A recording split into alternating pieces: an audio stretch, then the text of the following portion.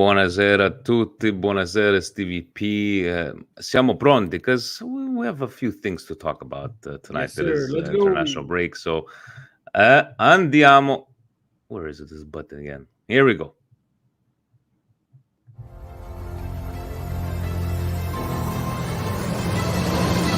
Welcome to the Milan Weekly Podcast, the English voice of Milan fans all over the world, with your hosts, Vinny T and Stevie P.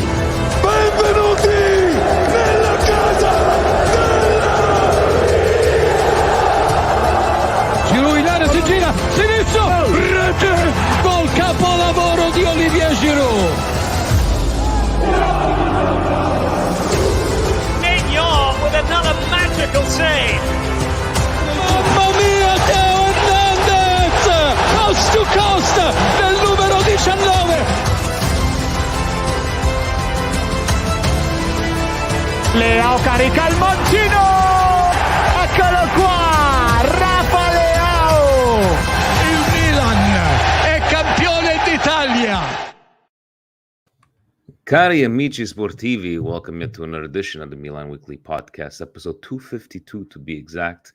Stevie P, Vinny T, talking everything Milan. You don't take your chances, you don't get 3 points, Milan. And a first loss since January, Milan. Stevie P, it was quite the game yesterday, but before we get into this game, got a couple of things. First off, guys, I did share it on the Patreon group. Steve, auguri. Yesterday was our 10-year anniversary, our first ever. It was Red Card Weekly back in the day. Yourself, 5, Francis a Snake, Sammy the Juventino. 10 years, guys. Definitely 10 years. So congratulations. Time flies, right, Steve? But you look more gorgeous now than you looked 10 years ago. Of course I do. Time flies. Time flies. And on the last thing I wanted to mention before we get into the game, Steve, we're on a mystery here. We're on a mystery. Is Zlatan in Montreal? We have people analyzing these pictures. Abraham had sent me a message. My sister's colleague took a picture with Zlatan. And then we're seeing these pictures. Everybody's like, analyzing. No, but his nose is not the same size. What say you, Steve? Do you think he's in Montreal?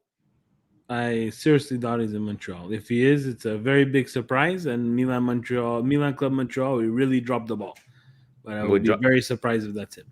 So hopefully it is his doppel. What do you call them? The doppelgangers, whatever. But yeah. So if anybody knows if he is in Montreal, Steve, do you have anything for housekeeping, or we should get straight into this game? No, for housekeeping, the usual, guys. Hit the subscribe button, hit the like, turn on those notifications for the channel. You'll get all content from Milan Weekly Podcast. You'll get content from the guys at Coast to Coast on Wednesday. That's Fabio and Gio. And Fabio coming out with his Monday morning Milan Minute, getting angrier and angrier as the Mondays go by. So you're always looking out for that. Sambuca last week, vodka this morning. At least he mixes it up in the coffee in the morning. After that, you'll get every second Thursday, if you're interested and you're in Montreal, the local soccer show stuff. So good for it. And we'll talk about our friends after, whether it be in the comments, our friends at the Dairy Queen, even though it's starting to get a little cold in Montreal. Ice cream, cakes, 10% off on everything. And then we'll talk about our friends here at Manmade. And Steve, I came by and it's fantastic. But first, we're going to talk about this game. Steve, I don't know if you were able to watch yesterday. I know you were coach, Stevie P, during the weekend. Before we get into the game, how was the coaching this week in the tournament? It was a great tournament. Good tournament at Ville Saint-Laurent. Very nicely put, very well organized. And we're going to give a congratulations to Vinny G and Sammy Mancini. Their girls won the championship yesterday.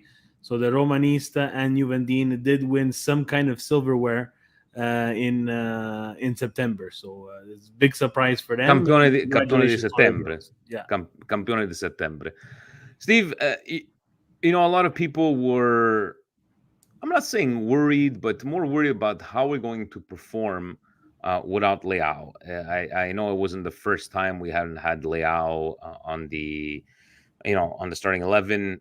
There has been some games where he wasn't visible. How did you take, us going with no Leao, and especially seeing that Lord Krunic was starting instead of Messias or Salamakers and vice versa? Good game. I think it was a good game. I think Twitter is really overreacting. I was just laughing at some of the things that I was reading. I think both teams had a very good game. They both went at it. They both didn't sit back and play for a tie. They were each creating chances. And I think, again, as much as Napoli Twitter don't want to hear it, I think Milan did dominate a lot of the game. Napoli were very clinical. No layout, with layout. This is the things that happens when you get, during a season. You will accumulate cards. You will get red cards. You will miss games. Napoli was also missing Oshiman, who, yes, has not been firing on all cylinders this year, but they too have been missing. Again, for me, it was missed chances. We saw Kalulu miss. We saw a whole bunch of other missed chances and missed opportunities that Milan didn't take advantage of. Again, last year, would I have been pissed off? And am I pissed off at a loss like this? Yes, I never want to lose to a direct competitor, especially this early in the season. But again, I can't be completely negative because they did show a lot of good things. I think that the game was Milan played. We dominated, Steve. We dominated. Yeah, but Napoli did some good things too. No, Napoli. I found that not that they dominated, but whatever chances they got, they made the most out of them, and they did score. And to me, it's just like I don't know where I lie. What is more frustrating, losing a 1-0 game where you're not performing, or losing a game like this when you deserve to win, or a tie for least, but now you have a 2-week fucking break. I don't know. I wasn't mad at the end. Yes, obviously, it's not like I'm happy that we lost, but I just felt that it wasn't kudos to Napoli. They beat us fair and square. I don't know how to feel about this game, but I like the way we performed, especially with no Leao. And yes, you mentioned Osimhen wasn't there, but they just capitalized on their chances. And all of a sudden, Steve, did you hear we have problems in the defense? 22 games without losing a game. Now we're not a fortress anymore. I know Tomori didn't look good. I don't disagree. Tomori didn't look good in the last couple of games, and I might be exaggerating. Didn't look good, but last couple of goals, even against Dinamo Zagreb, it looked like it was on him there, the marking. But is it something to worry about? Yep, you got to be tight at the back. Mike Maignan cannot save you at all times. And I think they're being very loose in the back, and it's something that they need to tighten up. If it would have been a regular season where the games would not be as compact as they've been lately, I would have said, yeah, I would have rather have gone out and played the next match and get this defeat past us and move on. But I think with the amount of compacted games that we've been playing, and no substitute for Giroud, no substitute for Hernandez, very little rotation we've seen.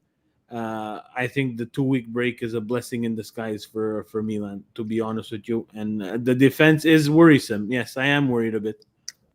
It was a very, very long time. I don't remember last time, Steve, we had a substitution at halftime, and then it came out that Calabria might have, it was feeling some kind of pain, more precautionary. Tio's not going to the national team, even him some sort of injury. I liked what I saw from Diaz when he came on. CDK, I don't know if disappointed. I don't know if he's got enough games in him to say that I was disappointed in him. I think, Krunic, Steve, what can I say about Krunic? Every time you ask him to come on, he does his job, right? I don't know if Calabria, Double K was just running rings around him. Who was the most disappointing to you in this whole, other than Salamakers? Steve, did you know, because we scored goals from our wings in 3 games in a row, who's been talking about we have problems on the right wing on Twitter, right? Taking shots at us. Where the fuck was the right? Where were the wingers in this game? But who was the most disappointing? Okay, so I'm going to leave CDK alone. I think he needs to play more. I think he needs to continue to play. Someone like Adley, I think, needs to continue to play and be rotated in much, much earlier and much more often than he has been doing.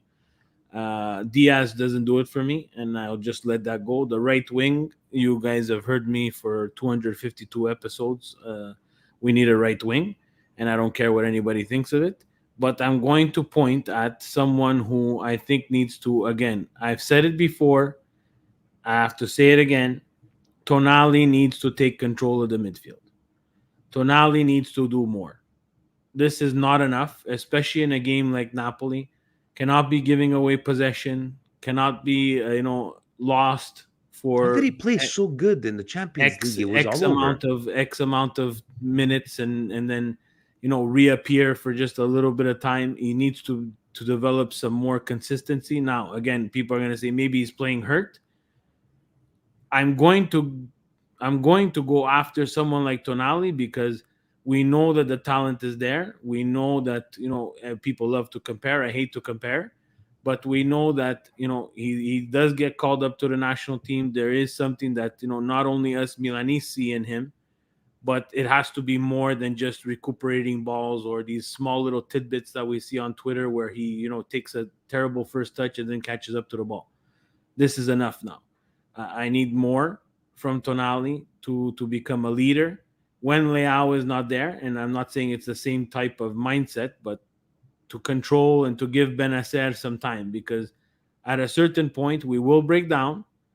We will need to rotate people in.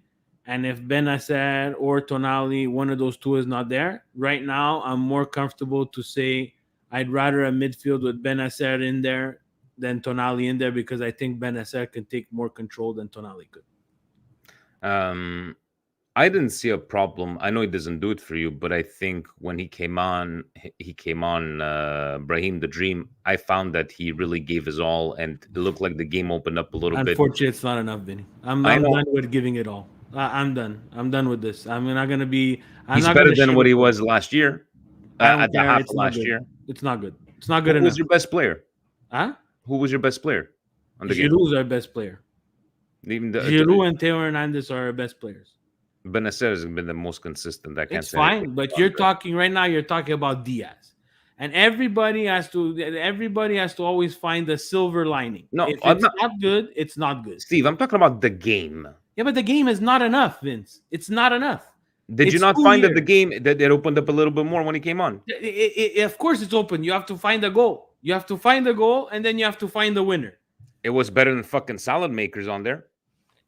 Vinny, unfortunately, Diaz plays in a position where you need to be the master of your domain. He is not the master of his domain. He is, unfortunately, non da Milan.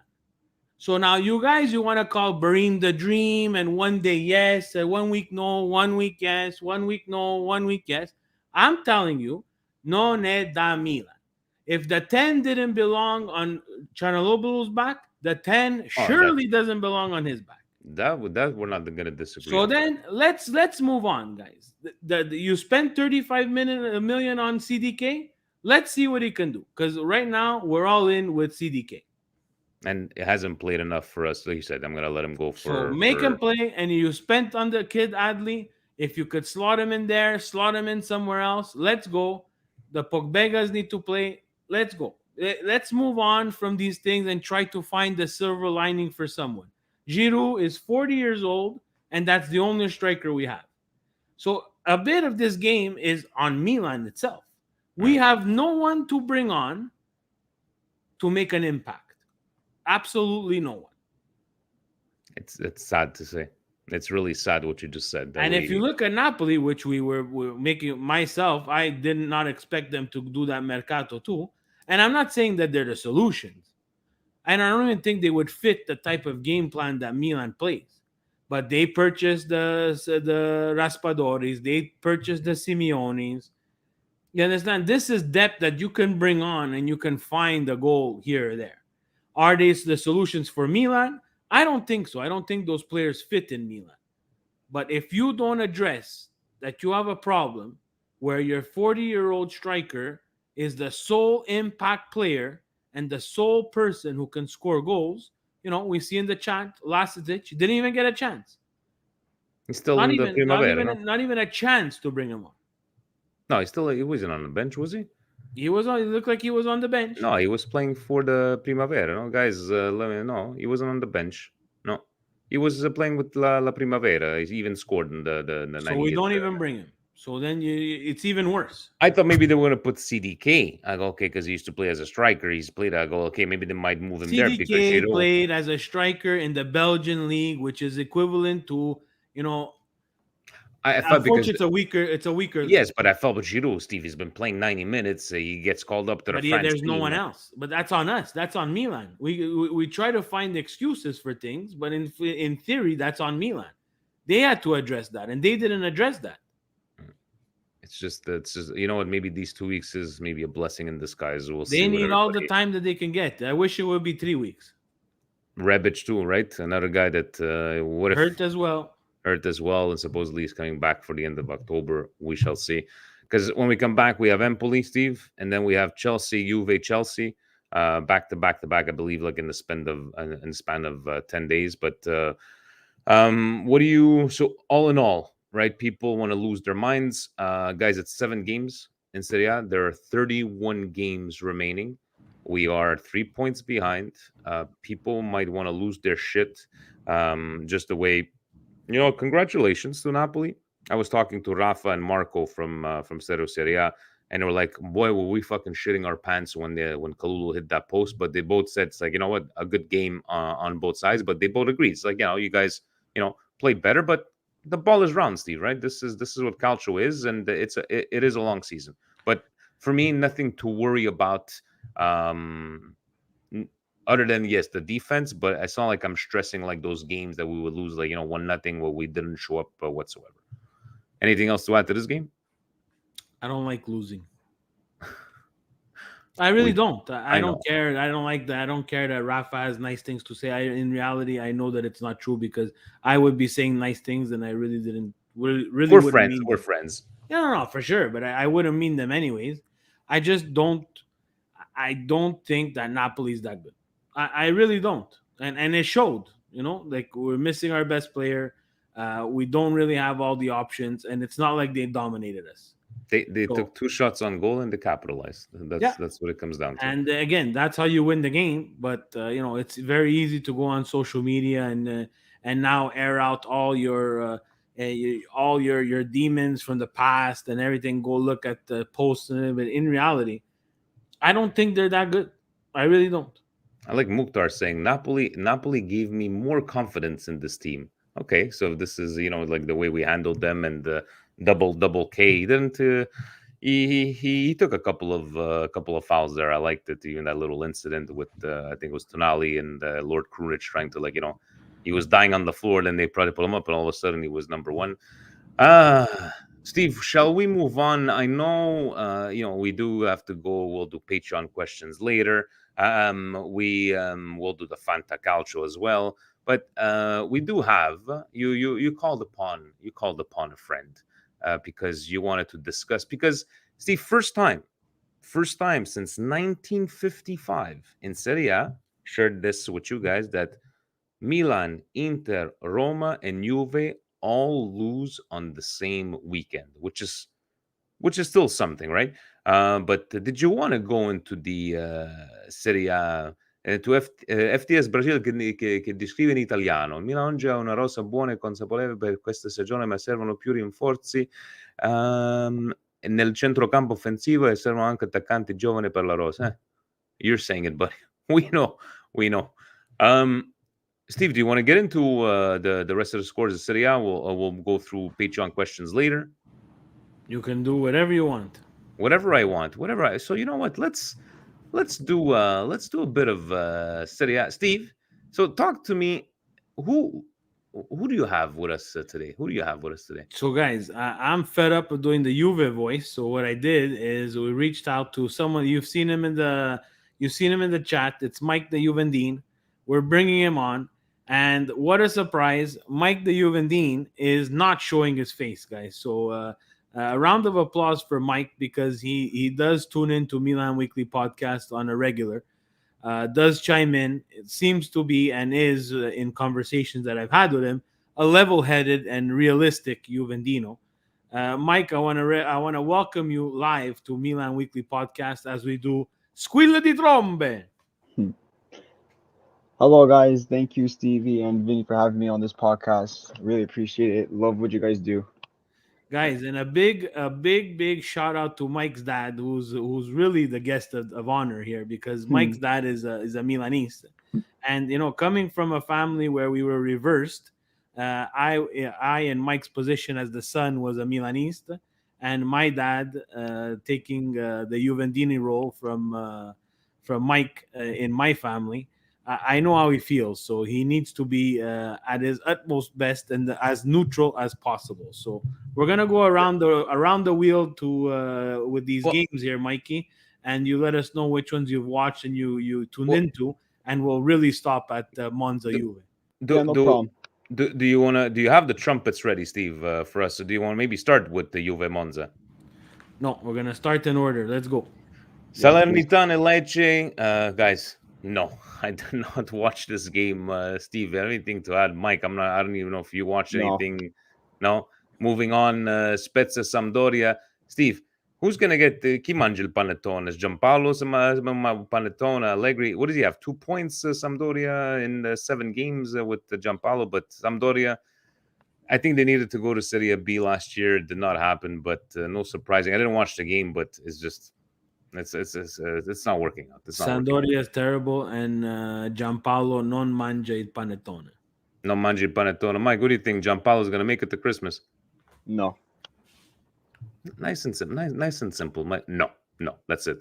Torino Sassuolo. Sassuolo, guys, if I'm not mistaken, scored like 92nd minute, like completely the last gap. I did not watch this game. I did see the article on Sports Media set. Steve, anything on this one?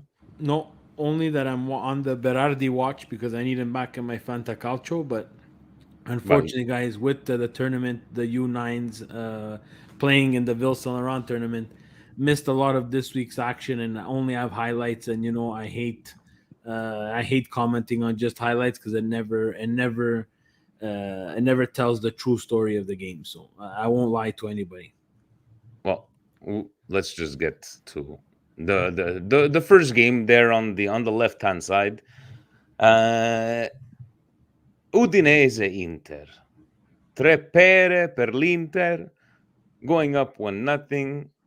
I don't understand where this Udinese is coming from. 3 goals taken against Milan. 3 goals taken against Lazio. 3 goals taken against Udinese. Mike, why don't we start with you? Did you watch this one, and how pleasant was it to watch this game? Of course, man, I watched this game because my dad couldn't wait to see Inter lose. It was amazing to see Udinese pass 3 goals against that crappy keeper Handanovic. I can't believe he even cuts compared to Mike Mignon. That's insane to me. Inter look broke. These guys don't know what they're doing in this game. Inzaghi substitutions again don't make sense. And of course, Udinese is, like I said, is that team who will always fight against the big dogs. You can't count them out. They're a great made Thibault team. And again, if you go easy on them, they'll punish you hard. And they definitely did. Steve, I don't know what's going on with Inter. Yeah. Is it So Inter look unbalanced and uninterested, if I could say the least. So this one I was able to catch most of it before having to leave. Uh, Again, I know that they're missing Lukaku, but there's more than that. I think you see the body language. You see Bastoni getting substituted and coming to the bench and not being very happy. They're starting to get a little fatigued in terms of now, Hakan going down with an injury. The compacted schedule is taking a toll on them as well.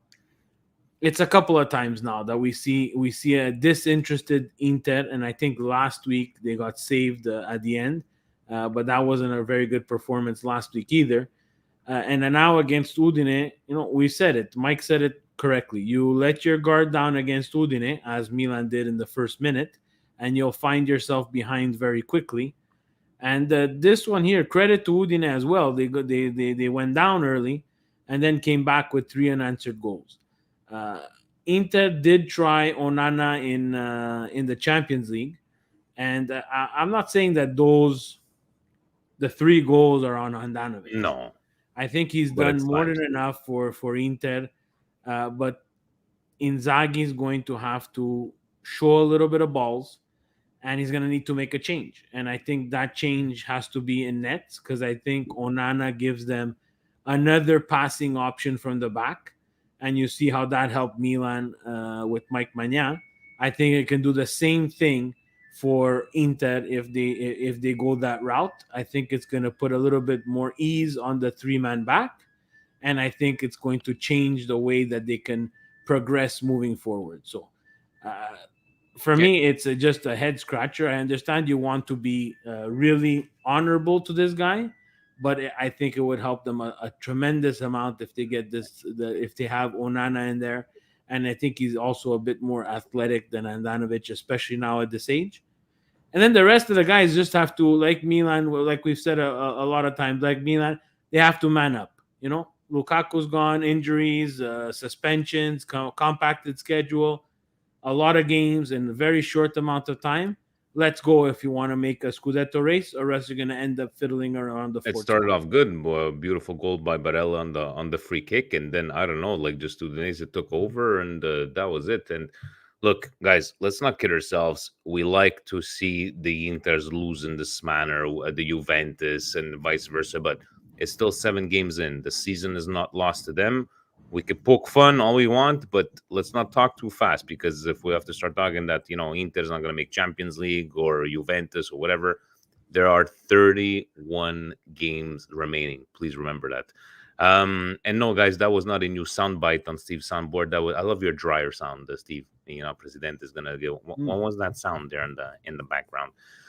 Lazio Cremonese, Steve. Lazio, a horrible performance in the Europa League. They come back with a 4-0 win against Cremonese. I don't even think there's anything to write home about this game here. I even watched the highlights. I think you could have mortgaged the house on this one. No, did you see any of this one, Mike? No, I'd seen the highlights. Immobile got the goals, but nothing new. Steve, nothing for you on this one. No, nothing on Lazio. Sorry, guys. Fiorentina winning 2-0 against Verona. Even on this one, an expected win. Fiorentina, guys, where's Fiorentina in the standings? Let me just. I think it's on. Fiorentina is at 9 points, so they definitely needed these 3 points there. Again, not a match that I watched. Guys, I think we're all waiting to talk about Monza and Juventus. Are we good? Yeah. Okay, so Fiorentina. Okay, Fiorentina 3 points. Now, Monza, Juventus. Thank you, Jan, for that pitcher of beer that he was at the San Siro. He owes me a pitcher of beer because he said that Monza was not going to get 3 points because they were horrible. Mike, maybe you know what, Steve? You brought him on. Do you have a specific question for Mike, or is what do you think he went wrong? Or I'll let you start, then I'll see if I have some follow-up questions for everyone. My specific question for Mike and for all Juventini is this form on Allegri, or is it on the actual Società di Juventus for not addressing the areas of concern, especially the midfield, to correct this Juventus slump? It's obviously the Juventus manager that's the big problem. Again, what can Allegri do? They called him up. They said, "Here, you want to make 9 million for 4 years?" He's like, "Okay, I'll take 9 million a year, no problem." The players that we have are not good enough to compete for the Serie A title, let alone the Champions League. So to all the all the Juventus fans out there who's thinking about making Champions League, 1, 2, winning Serie A, 3, even winning Champions League, forget it. Something has to change. Allegri has to go. The management has to change for one, and maybe Agnelli has to resign as a owner. Agnelli ain't gonna resign. I don't even think they're gonna fire Allegri. But I think, Steve, I watched this game, and it just seemed, as soon as that a harsh red card. Let's For me, it was a harsh red card with la gomitata, the people's elbow there, but it just went completely downhill. I think a Juventus from a few years back could have probably won this game, especially if a relegation team. But where did everything go sour to you, Steve? Honestly, I think I'm not a big fan of this Juventus. I've said this quite a bit of times and gotten a lot of heat for it. I just think they don't line up properly in terms of what they want to do going forward. And even when they take a lead, they're not confident enough to keep on the press. And because they don't and they put their foot back a la Benfica, what happens is that the other teams are not scared of Juventus anymore. Hmm. I So agree. what happens is these teams run at Juventus and Juventus becomes static. And once Juventus becomes static and have no quality in the midfield, you know, I apologize there, Mike. There, like Miretti is a fantastic player, but Miretti is not your solution. Yeah, I agree 100%. Like to all those people who think he's like the next The one. Italian Pirlo or De Bruyne, he's not. He's a good prospect, but shut that down right away, please. The other thing too is, you know, you go out in the summer mercato and you want to bring back Pogba. This is minestra riscaldata, guys. I'm sorry. Pogba has had, you know, multiple issues on and off the field. You know, he got hurt, decided not to get operated because he wanted to play the World Cup. Then once the voodoo controversy came out, and you know, he was caught paying someone to put a hex on Mbappe. Hmm. All of a sudden now he wants to get operated. So that's, you know, that's the selfishness of Pogba. And again, nothing against the player. I think if he would have gotten operated, he would have obviously missed the World Cup nonetheless, because they were not going to take him after the voodoo thing. And, you know, he put himself before Juventus. And Juventus did, you know, same as Milan, don't have players that put themselves before the crest. And it seems like ever since they took on CR7, who is the epitome of putting himself in front of everything, the whole mindset that Juventus has changed. And again, it's for the worst. For Italy, as a neutral, if I were a neutral, if I was just a lover of Serie A, a reporter who had no bias, Juve needs to be strong so that the Italian team could be strong, even though they destroy and, you know, they buy everybody's youth and send them out on loan and forget about them. But Juventus needs to be strong. Inter and Milan need to be strong. Now we're seeing the likes of Napoli and Roma start to become and have a better project. And this is just a bad timing for Juve. But again, to lose to Monza, this is the locker room. And again, I think it's mentality-wise now where they just don't believe anymore. If anybody needed a 2-week break out of all the teams, besides my Milan, it had to be Juventus. And they have to fix what's going on upstairs, Mikey. I don't know if you watched the All or Nothing done on Prime of Juventus. There's some serious problems up there. I don't think Nedved is psychologically capable of running this team. I'm looking, Mike. There's been, you know, so many news, people blaming here, people blaming there. But looking at your fixtures, le squille di tromba sono arrivate.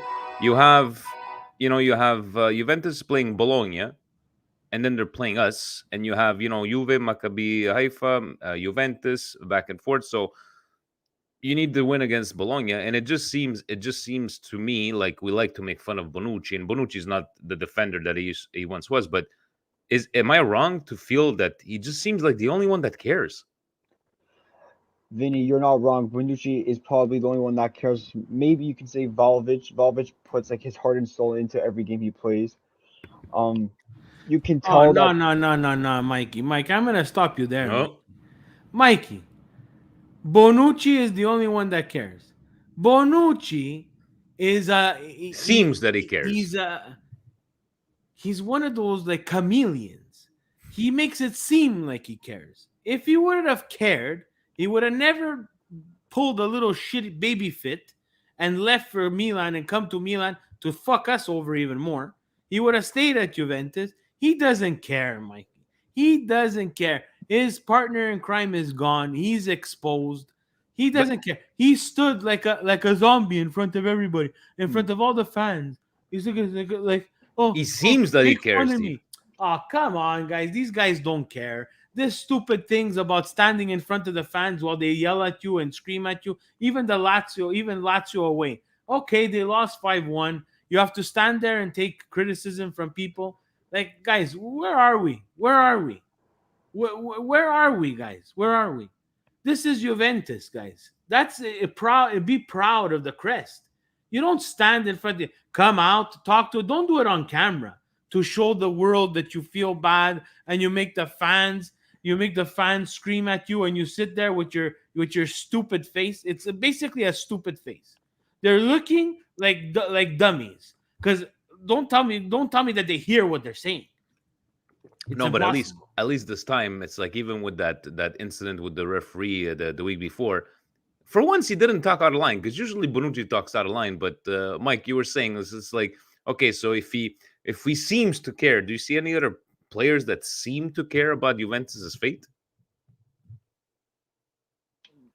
Maybe Valvich at best. Like I really, it's really hard to say because in the end, I really don't know what goes on in the locker room. But the one thing I do know for sure is that the players do not believe in Allegri whatsoever. It's all disconnected. It's bad. The football is horrendous to watch. It's not even football, to be honest with you. It's worse than Sunday League. It, I don't know what to say about the Allegri. There's no style of play. There's no heart. There's no spirit. Like before, back in the day, I used to see players like Alessandro Del Piero who used to play and love. Like he couldn't wait to go out there and play. The players don't want to play anymore. Like they're done. It's it's amazing how where you see Juventus 10 years ago, they used to win 9 Scudettos in a row. Now they're at the lowest of the low. You look at Milan, beautiful project. They know what to do. They know where they want to go. They know what they want to build. Juventus, they don't have a project. Like they're dead. They're done. I don't even think Juventus are going to make out the Champions League, to be honest with you. That's not a far-fetched prediction. It just seems like, the cycle up and down. Steve, Allegri se la mangia il panettone? Absolutely. They have 9 million reasons why he's going to eat the panettone. They can't afford to pay another coach. He's going to stay. They got lucky. They got lucky with Pirlo going and doing this honeymoon thing in Turkey, where that got off the books. They got lucky with Sarri finding a job almost instantaneously after Juve, and that's off the books. But $9 million to pay to a guy who right now there doesn't seem to be a bench open for him. This is Juventus have also not done themselves any favors financially.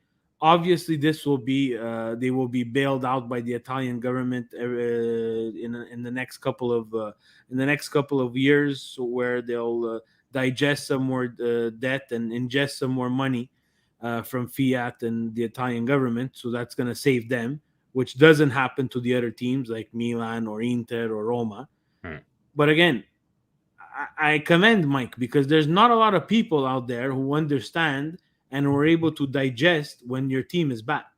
Now, two people like me and you, plus the 1,000, almost 1,900 subscribers to this channel, went through 10 years of this shit. Yes, Juve will not go through 10 years of this shit. So the Juve fans, you're spoiled little crybabies. You're spoiled little crybabies. Your team fucked up. Nedved screwed up. Agnelli screwed up, because as soon as you got rid of Marotta, no transfer worked out for you. Absolutely no transfer. I agree 100%, Steve. And okay? So it's true, Steve. They're not going through 10 years. Yeah. The cycle is not going to last. 10 years. But that's the thing that pisses me off, is that you're going, maybe it's a 2 years now. Okay, it's because they didn't win the Scudetto, but you still made the Champions League. Like these guys, these Juventini fans, and I'm not putting Mike in there because he seems to understand it, but other Juventus fans don't understand what suffering is. The difference, I think, from, and not all of them, Steve, a lot of the Juventus fans that we've seen that are crying online, and yes, there's Milanistas that cry, everybody cries, but a lot of the Juventinis, they're still crying when it was that whole fiasco with the refereeing. You have these people that are talking about, oh my God, we got screwed, what refereeing? And then you have probably guys like Mike to go, we shouldn't have been in that position to begin with. And yes, Vinny, I do agree. If we want to touch on that like a little bit, if you don't mind. Yeah. Um, Again, honestly, we got lucky that we even tied that damn game. It pissed me off that we're even defending against a team like Salernitana. It's ridiculous. And after to say that the VAR screwed us, we should have won. Okay, that may be true. We should have won that game. But in the end, doesn't change the fact we still fucking suck. We can't pass the ball. We can't create a play. We can't do nothing. And it's bullshit. And the fact is that there are all these people that just want to talk about the VAR. No, we got to talk about the bigger perspective. The fact that we need an identity in the Serie A, and not my bad. Let me correct myself. Not just in the Serie A, but in the entire world of football. We need to have a good playing style. There has to be structure, and there's nothing. Well said, Mike. And it's just like, even the Gazzetta, Steve, the day after the analysis. Allora il VAR così non c'aveva l'immagine. I go, where were those images with fucking Montari? Where was us crying? Okay, Steve, with the last game that we lost Milan against Spezia, that 2-1 at home. Remember with the referee with the whole Messias goal where you whistle instead of playing the.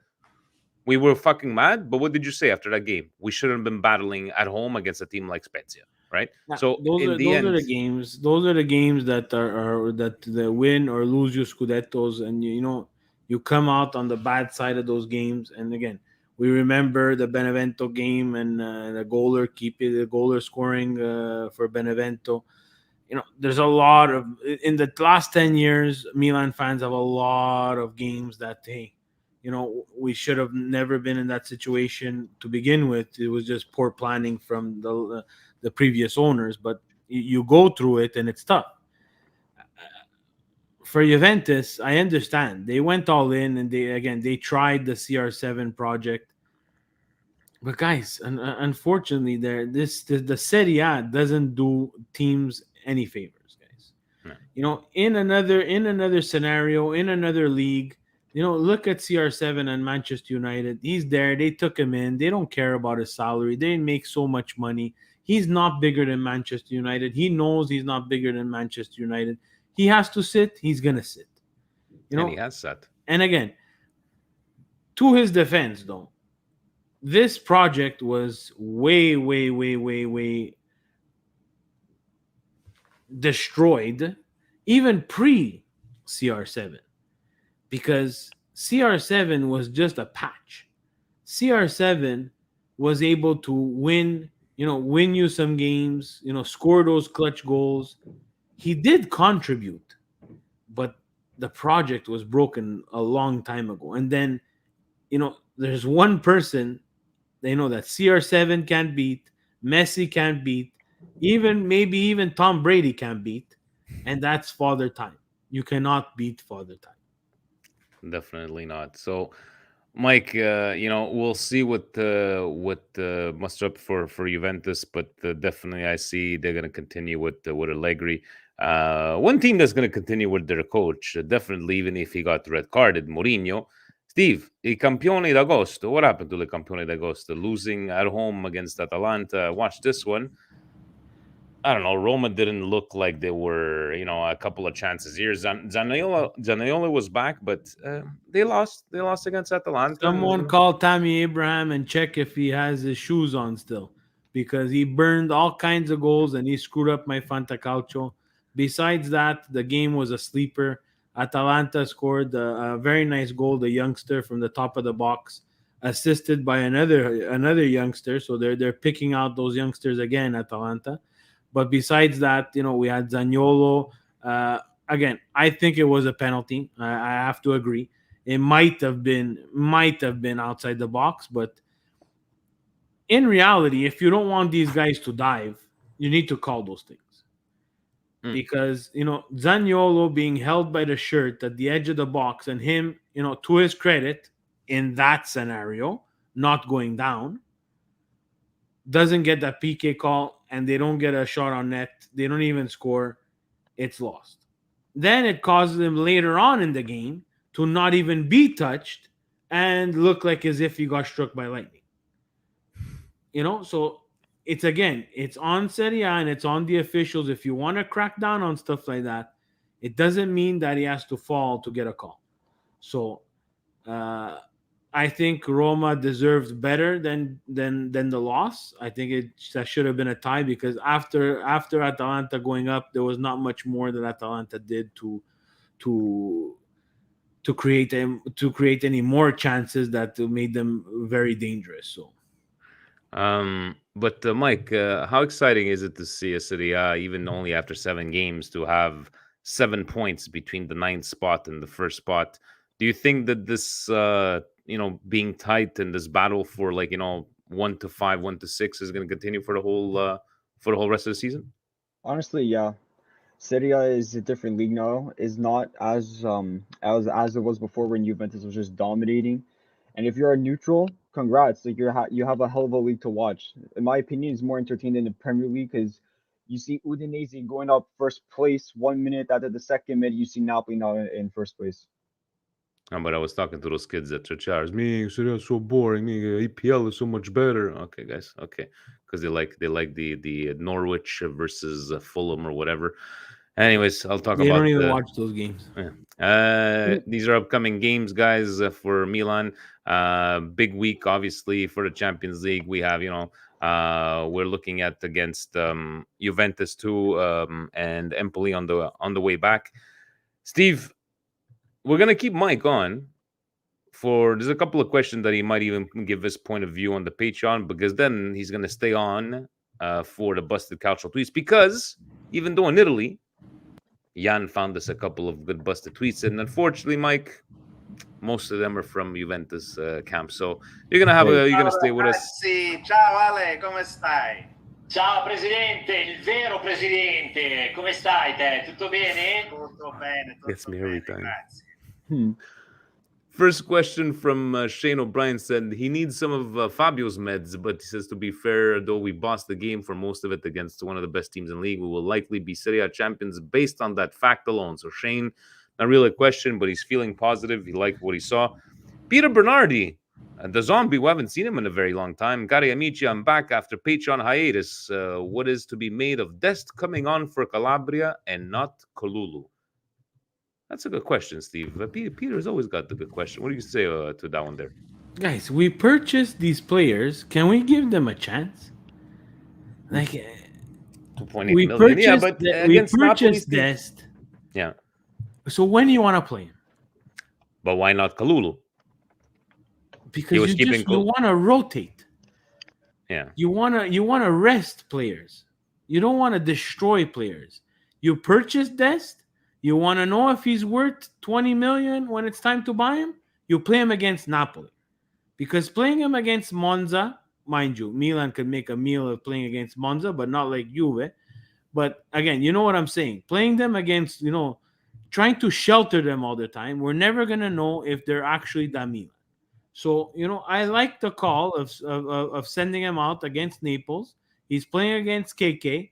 Yes, he had a hard time. But you haven't seen, no one in Serie A has seen KK. And you know what? He's not the first and he's not the last to have a problem with that guy, because he's full of action. He's full of energy. I say give Dest a chance. And we're going to see at the end of the year if he's really someone who can come in and fill in some minutes for Calabria when we need him. And I think the Calabria for Dest change, to be very honest, was done too soon. That's just my opinion. it was a soft, but it was a penalty, Steve. Just the way he clipped him from behind. Penalty. It's a PK. Let's go. Definitely.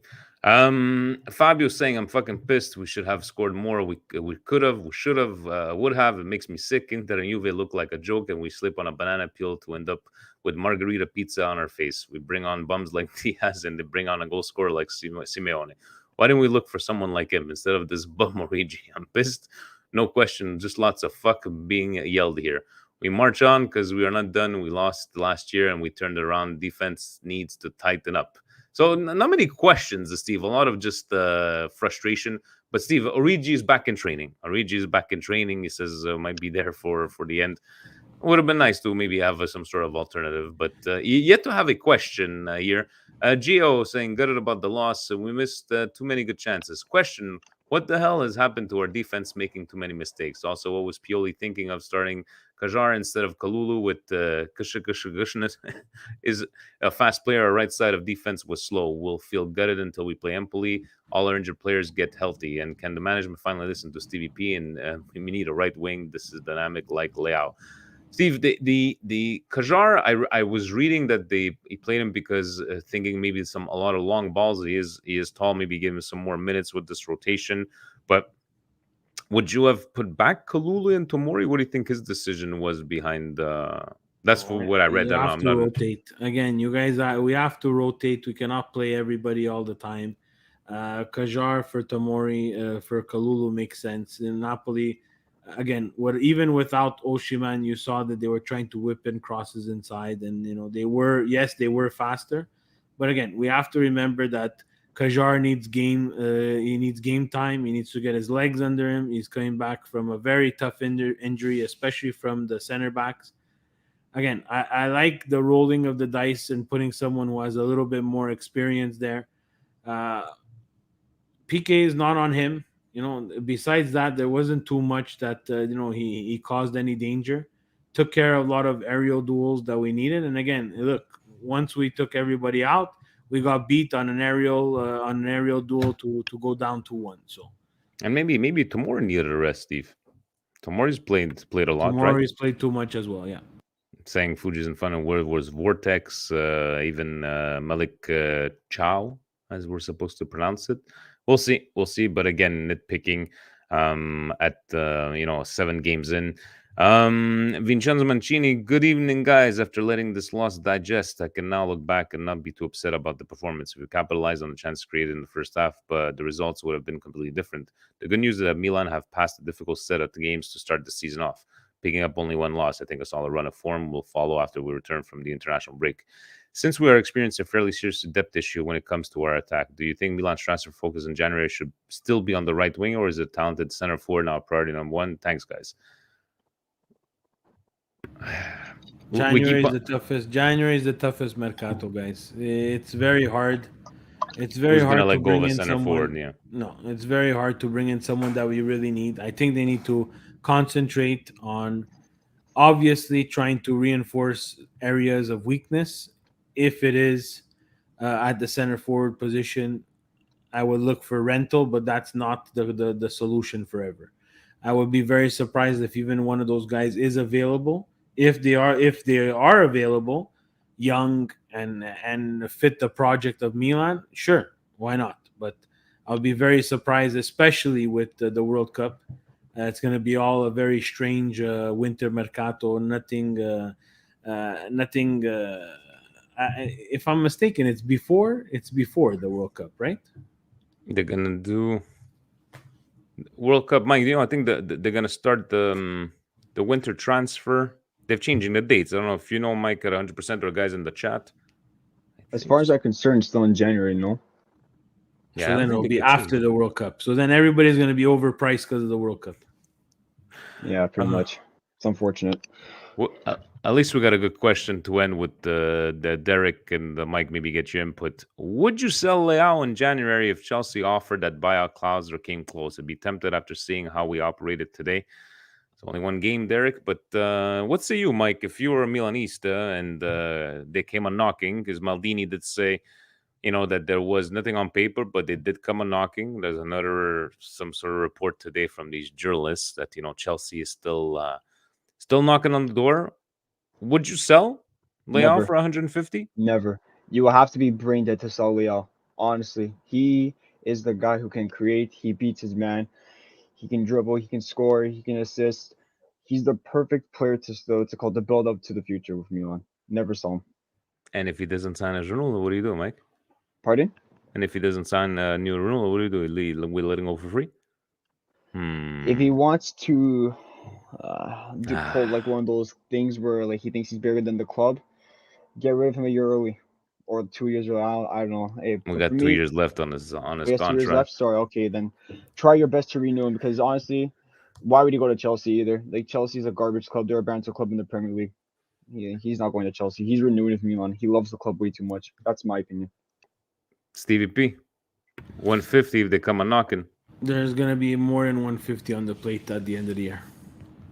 I think if they come into that number, and they would have to have promise that they reinvest, but I don't see it as a far-fetched thing if they're gonna pay out the 150 is a lot of money, Mike. Serie A doesn't even give you 150. I don't even think they make 150 for winning the Scudetto. Well, you guys also have to take in consideration as well. Like again, be careful in the World Cup because you don't know he might just explode in the World Cup. That's why I'm convinced not that there's going to be a lot more than 150. Come on, guys, but you see reports once Man City starts getting involved in there, automatically the cousin PSG gets involved, and then it's whoever has the longest dick is gonna buy Leao, right? Whoever wants to show that they're more powerful is gonna try to buy him. So I think there's going to be a bidding war. I'm exaggerating when I say there's going to be more than 150, but at $150 million, especially in Serie A's economic situation, there's not a lot of clubs that could say no to $150 million, especially in the Serie A. Steve, me have an idea for Mike. Let's say he's been having a rough couple of weeks, for Juventus, and he just saw, the loss in the Champions League. He saw the loss against Monza, and he's feeling dirty, Steve. He's feeling dirty. He needs to wash away all the sins. He could go to Manmade, and he could get the soap bar, Steve. He could get and just wash all those sins away, wash that stench of Juventus from what he's seen. Guys, from Manmade, Steve, I just smelling this thing. It smells fantastic. Check them out in the comments. Manmade.com. There's the direct link. And Steve, this t-shirt, I'm telling you, it's not the same material as the boxers, but look at this. Look at this. Like, it's nice and stretchy. It gets back into the form. Can't wait to wear it tomorrow. But even just for the feel of it. So, guys, Man-Made. I know a couple of our friends have gotten already the boxers.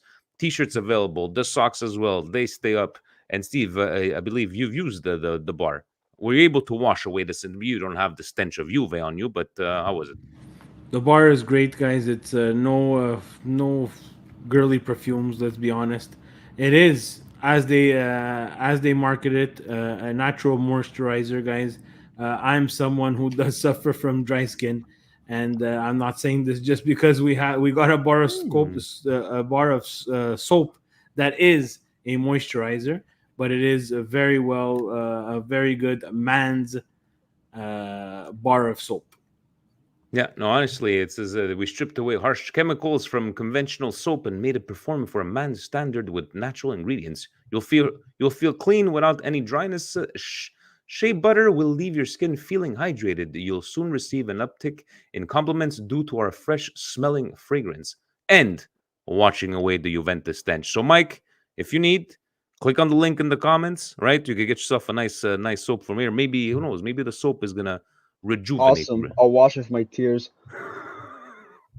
He's a good sport. Mike. Yeah. Steve, how's your Fanta Calcio this week? Very bad. Very bad. Do I even Very go take a look? We're looking at the Serie A Fantasy, our league here. Mike, I don't know if you had joined, but 599 points. Rated this way. I've been every single week. Justin's still there. Number 5. 558. Who do we see? Anybody that we recognize here? Oh, look, one of your paisans here, Mike. So we have what else do we have? Kumparacic. Look at that. 544. He's in 13th place. Good for him. But guys, it's something fun to. But Steve, did you make any changes? Did you keep all the same players? Tried making changes. Like I said, I put in Tammy Abraham. I thought he was gonna for a couple of weeks now, but completely dry. I think I Shkaronia'd him as well. Pellegrini from Roma as well. He's Shkaroniat as well. Everybody I touch. I have Vlahovic from Juve. Hasn't scored ever since I put him on the team. So you're welcome, Mike. Better take him off. He's not going to score for a while. Yeah, I think I'm going to have to do a mass change of my team, change it up. Again, Fanta Calcio is great fun. You become a manager for a couple of minutes. Serie A Fantasy does it well. Great prizes for their overall leagues. And Milan Weekly Podcast League is good fun, good banter. And again, let's keep it going, guys. Make your changes. Let's stick it out through 38 games. We'll see what Presidente has in store for the prizes. Maybe you'll get a voice note like this. Ciao ragazzi, ciao Ale, come stai? Ciao Presidente, il vero Presidente, come stai te? Tutto bene? Tutto bene, grazie. You know what we've created, Steve?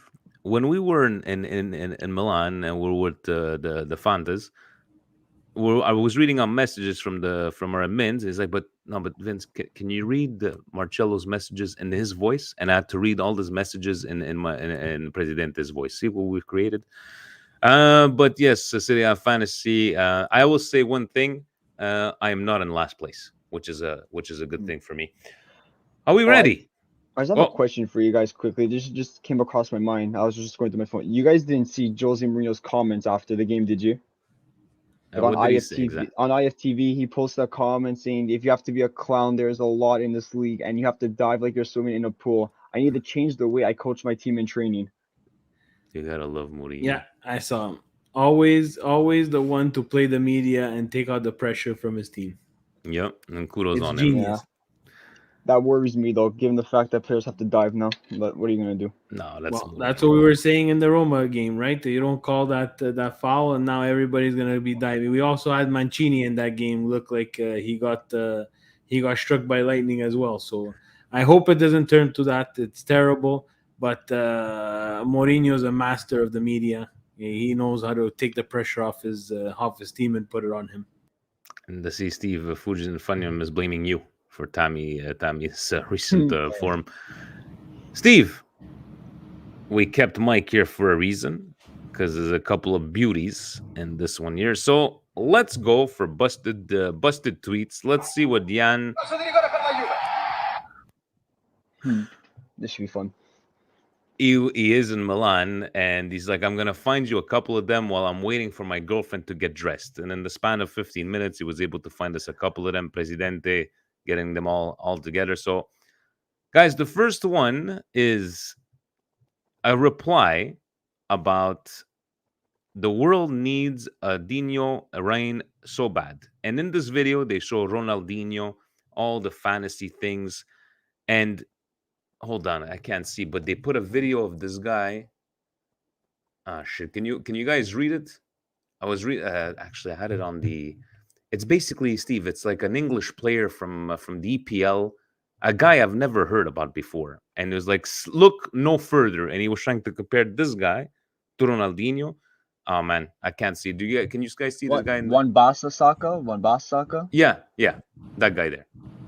And he was basically comparing this guy to Ronaldinho. But it was, I think, you know what? Because he put it up, but with the video, it's even better. So this guy, you know what? I can't see it very much, but definitely busted. But they're coming. They're coming, okay. The other ones. Okay. Slide number 2. Man United right back. He's fucking shit. Thank you, Magic Alonso. He was basically Maguire. Well, yeah, that's Mark Maguire's a teammate. But he was basically comparing him to like, look no further. Here's a Ronaldinho a reign that the guy could do like a Ronaldinho. Manchester United fans, Steve? What are you going to do? Tweet number 2. Just Juve. He's gone a couple of times. We've hit the raw bottom tonight. This is not what Juventus is used to. Now we have to bounce high to hit success again. Even the darkest night will end and the sun will rise. It only depends on ourselves how fast we want to get out of this situation. What makes this busted, though? We've hit the bottom tonight. This is not with Juventus. The Presidente get into these busted tweets, Steve. I don't find this busted at all. I think this is busted because this is what was said when they tied against Salernitana. This reminds me of coaches talk, to be honest with you. Okay. No, I'm not. I don't know why this one is. Well, maybe because he tweeted out exactly the same thing. Maybe yes, maybe no. But again, this is just spoiled crybaby Juventini. I'll be honest with you. You hit rock bottom. We went 10 years with Kevin Constant and Mesba. We had a falsified owner. That's rock bottom, my friend. Not this. This is you put yourself in this shit. You need to get out of it, and there's no easy way to get out of it. Yeah, they made their bed, Stevie. Exactly, What they can you made do? their bed. Like these any given Sunday quotes, they are busted because it's not any given Sunday. This has been a problem for a long time. The Juve blinders were on. Hmm. They couldn't see. Bro, did you see Miretti's amazing, bro? Gatti. Come on, guys. Come on. I miss the Romanista voice too, though. Okay, so we had this one, number 4. So this was a reply. This was a reply to that a reply that Benacer is a sub player in the Napoli midfield. So basically, somebody had said that Benacer is one of the top midfielders in Serie A. And Art Morelli saying, sorry, Chief, Ismail Benacazza ain't starting in that mid. You got a nice super sub type player. Comparing it that Benacer wouldn't be able to start in the Napoli team, that it would be a substitute. Art, you're pretty entertaining every time I see his tweets, and I know okay they're friends with Jan, and this one was pretty bad. The Steve that's saying that Benacer is a super sub type player and wouldn't start in that midfield in Napoli. Well, just the same way that we would say Lobotka wouldn't start in our midfield.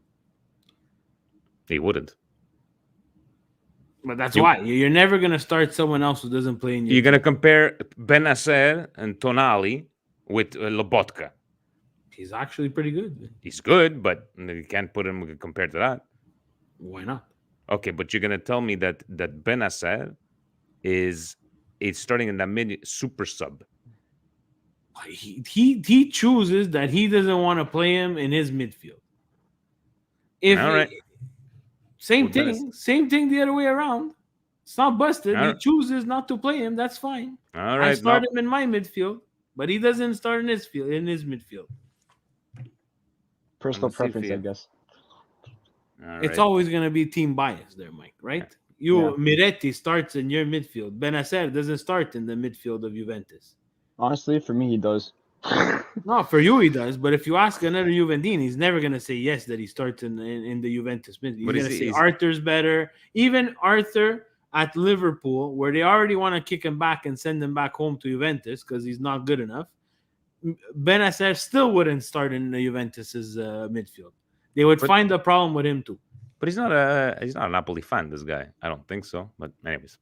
All right. Maybe not the former Juventus winger Massimo Mauro believes VAR was introduced to affect the Bianconeri and prevent them from winning more titles. Winner! He's a winner. What am I reading? I thought it was a joke because I saw this like last week, and then I saw it multiple times. Guys, reread this. Former Juventus winger believes VAR was introduced to affect the Bianconeri and prevent them from winning more titles. But by you saying this, are you not admitting that you've been having all the help from the referees all these years now because there's a video assistant referee we're preventing you from winning? I'm sorry, but do you mind if I say something? No, you're here for this reason. Okay, good. This treat is such horseshit. VAR has been in our favor sometimes and against us. It's part of the game. I remember there was a play in the Coppa Italia against you guys where I think it was a handball, and VAR went in our favor. Yes, I do remember that. It went in your favor, but this is... How do you even come out, Steve? This has got to be right now. This is Lupo. This is the Lupo Award of the week. Yeah, it might be the Lupo Award of the year. This might be the Lupo Award of the year. Okay. And we're going to send something to Football Italia. And no, not Football Italia. We're going to find Massimo Mauro. We're going to find him. You know, who does the Tapiro d'Oro there? They go find the guy and they give him the Gazzetta does that. Like Gazzetta does that. Oh, man, this is bad. Okay. What else do we have? Calma, guys. In 2015-16, Allegri's Juventus were 83 points off of first place with 2 games left. They went on to win the sextuple. We have Chiesa and Pogba coming back in January. Plenty of time to come back and win it all. Forza Juve, hold on a second.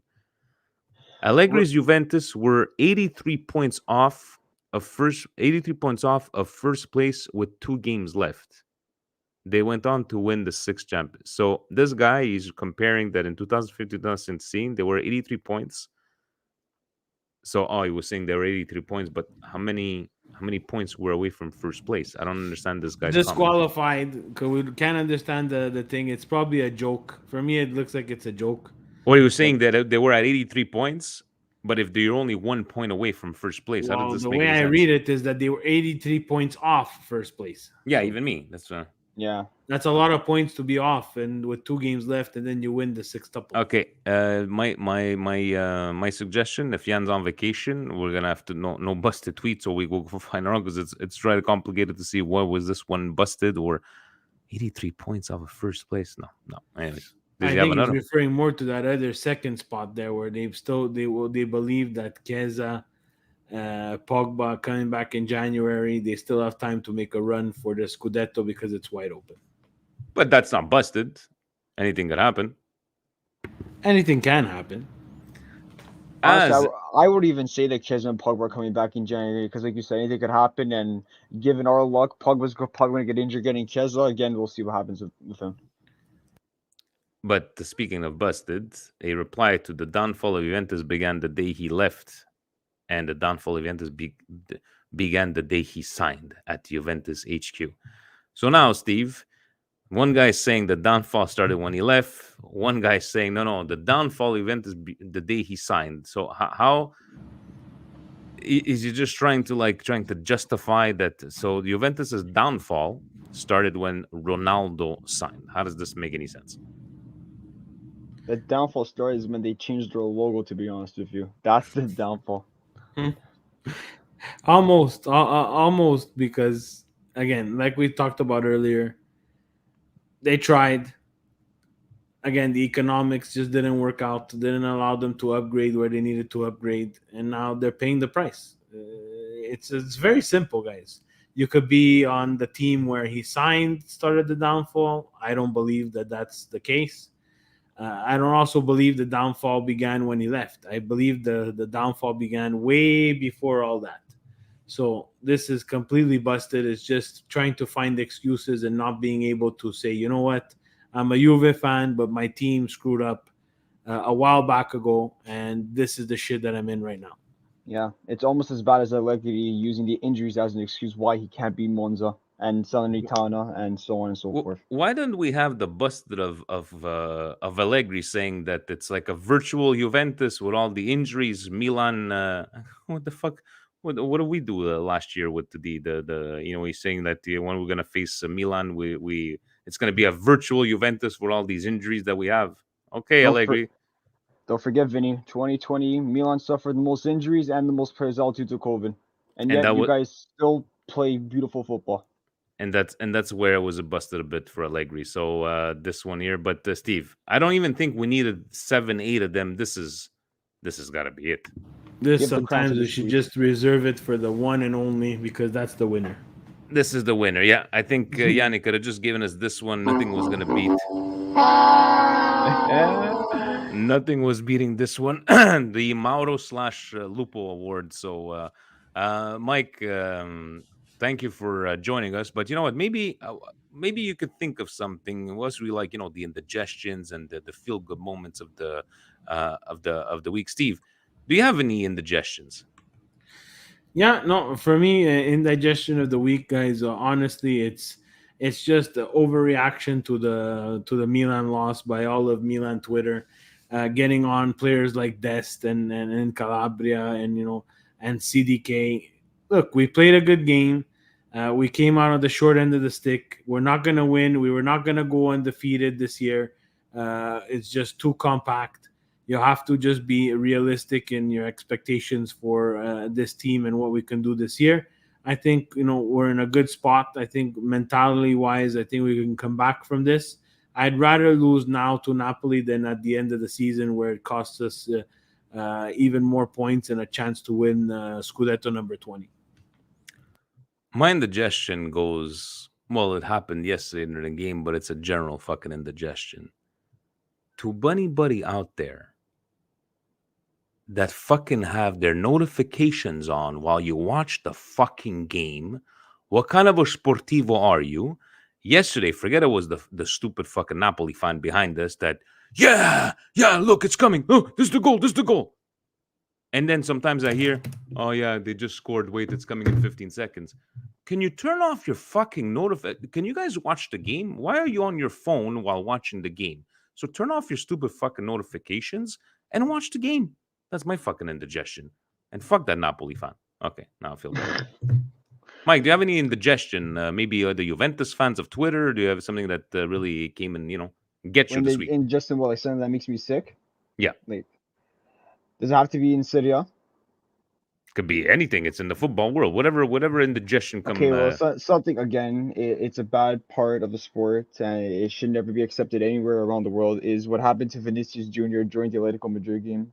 If you don't know, Atletico Madrid fans were making monkey taunts and noises against him, and saying other things that I will not say on this podcast, and that has to be stopped. And that can never happen in Serie A or in anywhere in the world or La Liga. And then he disco danced all over them.